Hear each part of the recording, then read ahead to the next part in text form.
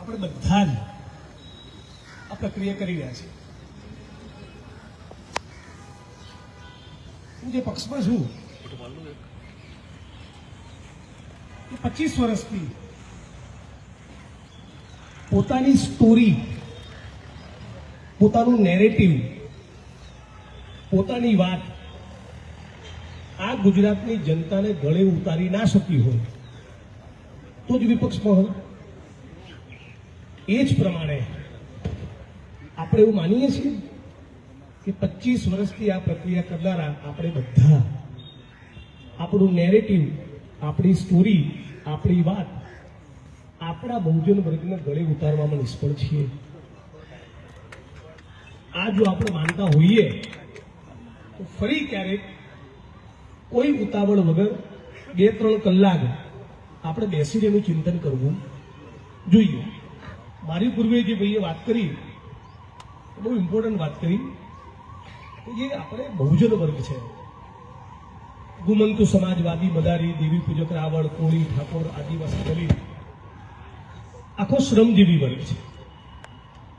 એની પર જાતિના નામે થતી હિંસાના મુદ્દે કે હસમુખ પટેલો દ્વારા જે બહુજન એકલવ્યોના અંગૂઠા કપાય છે એ મુદ્દે કે પેરિયાર, ફૂલે, બાબા સાહેબ આંબેડકરના વિચાર, એમની પુસ્તિકાઓ, એમના આર્ટિકલ, એમના લખાણો, એમની વાતો એ સમાજમાં લઈ જવા, એ બધા પ્રયત્નો એકંદરે આપણે ખૂબ કર્યા છે.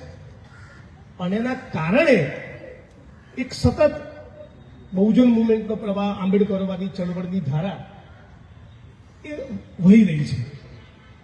અનેક રાજ્યોમાં, આખા ઇન્ડિયામાં, દરેકે દરેક જિલ્લામાં, દરેકે દરેક તાલુકામાં આપણા પ્રકારના માણસો આ મહાપુરુષોના કારણે, એમના વિચાર અને એમની વિચારધારાના કારણે સતત નીકળ્યા જ કરે છે. એક પાર્ટમાં આપણે બધા સરસ કામ કર્યું છે. પણ જે આર્થિક મુદ્દો છે કે અમદાવાદ શહેરમાં હમણાં માલધારી સમાજના, મુસ્લિમ સમાજના, ઠાકોર સમાજના, દલિત સમાજના ટોટલ 15,000 ઘર તોડી નાખે. એક ઘર દીઠ 4 જણા ગણો, 60,000 માણસને ઉપર આબ નીચે છત, આ પરિસ્થિતિ બનાવી દીધા. બહુજન સમાજનો આ મુદ્દે 500 માણસનો કાર્યક્રમ નહીં થયો. 500 માણસનો. છેલ્લી લાઈનમાં હું રાજુભાઈને જોઉં છું, વાલજી કાકા 25 વર્ષથી કહી રહ્યા છે કે ગુજરાતમાં 25,000 એકર દલિતોની જમીનમાં દબાણ છે. કોઈ ખાલી કરાવવા જતું નથી વાલજી કાકાની જોડે. એટલે આપણા જાતિના નામે જે થતી હિંસાનો પ્રશ્ન છે, ઓબીસી, આદિવાસી, દલિત સમાજના હોવાના નાતે જે સામાજિક રીતે આપણને બહિષ્કૃત કરવામાં આવ્યા છે, એની લડત અકબંધ રાખી પેરિયાર, ફૂલે, બાબા સાહેબ આંબેડકર એની વાત, એનો વિચાર વારસો આગળ વધારવાનું રાખી આપણા રોટી, કપડાં, મકાન, શિક્ષણ, આરોગ્ય, રોજગાર, ખાલી પડેલા સરકારી પદોમાં ભરતી થાય, ફેક્ટરીમાં આપણા માણસોના પણ યુનિયન બને, એ લોકોને પણ લઘુત્તમ વેતન મળે, પગારની ચિઠ્ઠી મળે, એનું પીએફ કપાય. આ એનો જે આર્થિક મુદ્દો છે એ આપણા આંદોલનમાંથી બહુ ગાયબ છે. આ એક વાત. બીજી વસ્તુ, જયેશભાઈ બહુ સતત ઓબીસી, આદિવાસી અને દલિત સમાજના જે એકલવ્યનો અંગૂઠો કપાઈ રહ્યો છે જીપીએસસીમાં, એના મુદ્દે બહુ સાતત્યપૂર્વક બોલી રહ્યા છે. એમાં જે આપણો નાયબ મામલતદાર અને મામલતદાર છે, ટીડીઓ અને આસિસ્ટન્ટ ટીડીઓ છે, પીએસઆઈ, પીઆઈ અને બહુ તો ક્યાંક રડ્યો ખડ્યો ડીવાયએસપી છે, ત્યાં સુધી જ આપણો છે. આઈએસ આઈપીએસ થયો અને એના કારણે આપણને સાંભળશે એ વાતને ભૂલી જાય. મારા પરિવારમાં મારા સગાભાઈનું મર્ડર થાય તો ગુજરાતમાં એક સુજાતા મજબૂદારના વાત કરતા એક પણ દલિત આઈએસ કે આઈપીએસ નથી જેના વિશે હું કોન્ફિડન્ટલી કહું કે આને તપાસ સોંપો. એક પણ નથી. એટલે એનો ક્લાસ બદલાઈ ગયો છે. આપણે બહુજન એકતાની બધા જ વાત કરીએ છીએ. સંગ્રામભાઈએ બહુ સરસ વાત કરી. આખા ગુજરાતના આદિવાસી પટ્ટામાં હું ફરેલો છું, પણ હું થરાદ કે સુઈગામની સભામાંથી બોલું કે દ્વારકામાંથી બોલું કે પોરબંદરથી બી બોલું તો મને જે હોલમાંથી બોલતો હોઉં એ હોલની છત જોઈને મને યાદ આવે કે જો આ બાંસવાડા, આ ડુંગરપુર, આ ગોધરાના દાહોદ છે, એના પરસેવાથી બની ગયો વિધાનસભાનું મકાન બી, અને જે ઓડિટોરિયમના મકાનની નીચે ઉભો રહીને બોલું છું એ પણ ગુજરાતની દલિત મુવમેન્ટ તરીકે મારી બ્રધરલી કમ્પ્લેન છે કે આદિવાસી પટ્ટામાંથી દલિતોના રેપને મર્ડર થાય એમાં જે ગુંજ આવવી જોઈએ સમર્થનની, એવું ખાસ જોતો નથી.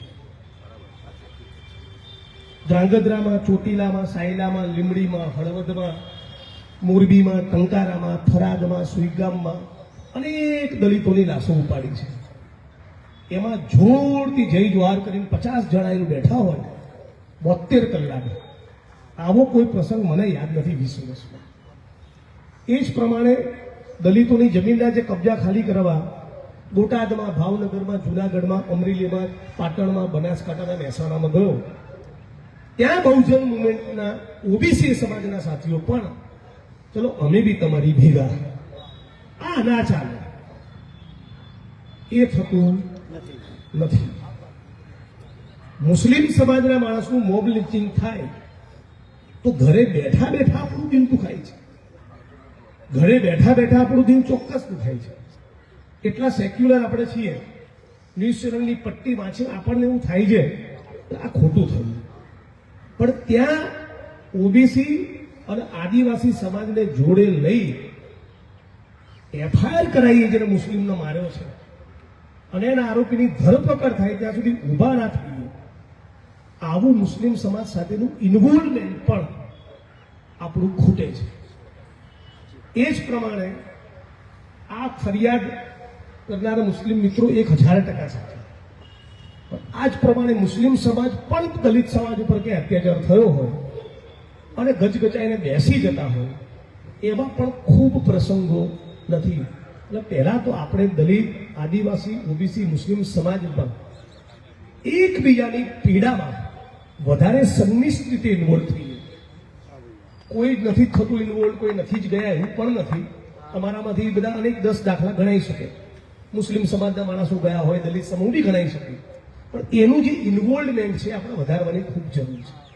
ત્રીજી વસ્તુ, એક બહુ મોટો પ્રોબ્લેમ આપણી લડતમાં મેં જે માર્ક કર્યો છે એ ઈગોનો છે. આપણા ગુજરાતમાંથી ઓબીસી, મુસ્લિમ, આદિવાસી અને દલિત સમાજમાંથી 1000 માણસો રોડ ઉપર ઉતારવાની કેપેસિટી હોય, એમાં 20 માણસ નથી. મને કીધું કે 15 દાડા પછી આ તારીખે આ જગ્યાએ 1000 ને એક માણસનું જિગ્નેશ ભાઈ આવવાનું, તમારે ગણાવી દેવાના. તો ના ગણાવું 1000 માણસ? આવા 20 માણસ ગુજરાતમાં નથી, છે જ. આ 20 જણા 1000 માણસ આપણે મોબિલાઇઝ કરીએ તો 20000ની રેલી થાય. પણ તકલીફ એ છે કે એ 20 જણામાંથી 35 મિનિટનું ભાષણ કોણ કરશે? તકલીફ એ છે કે 20000ની રેલી તો થઈ ગઈ, પણ પછી TV9 અને NDTVને બાઇટ મેવાણી આપશે કે રબારી આપશે? છાપામાં ફોટો કોનો મોટો આવશે? એની ચિંતામાં આ 20000ની રેલી થતી નથી. બાકી કેપેસિટી છે. અને છેલ્લી બાબત, રાજકીય પક્ષોનું તો બહુ યથોચિત ક્રિટિસિઝમ થઈ રહ્યું છે, થવું જ જોઈએ. એમને સાઈડમાં રાખી આપણે બધા જ જાણીએ છીએ કે 1 માર્ચના દિવસે ગુજરાતની વિધાનસભા ચાલુ હશે. આ નવેમ્બર પત્યો નથી. આખું ડિસેમ્બર, જાન્યુઆરી, ફેબ્રુઆરી 100 દિવસ આપણે તૈયારી કરી બિન રાજકીય રીતે આ વિધાનસભાના 4 લાખ કરોડના બજેટમાંથી અમારા કેટલા આવી માંગ સાથેની 25000ની રેલી ગાંધીનગર કરીએ. 100 દિવસનો સમય છે.